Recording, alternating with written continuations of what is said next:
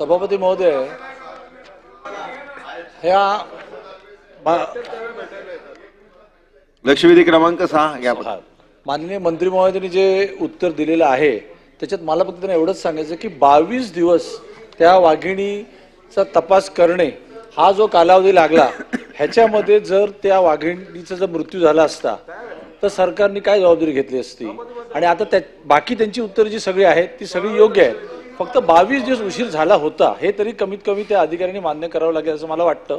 आणि माझा त्याच्या पुढचा प्रश्न आता असा आहे की आता हे तर फास अडकवणे बिडकवणे सगळं ठीक आहे, आता इथे झालेलं असं आहे की बहेलिया नावाची आणि बावरे नावाची मध्य प्रदेशची टोळी, शिंदे साहेब तुम्ही पण जरा ऐका, हे आपल्या दोघांना मिळून काहीतरी करावं लागेल याच्यामध्ये.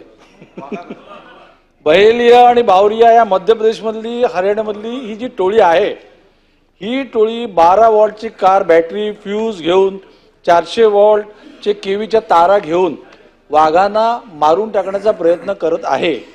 आता इथेच कितीतरी वाघ आपण बसलेले आहोत असं आपण म्हणतो. नार्वेकर साहेब, आपल्याला डॉक्टरकडे जायचं, आपण थोडक्यात प्रश्न विचारावा अशी विनंती आहे.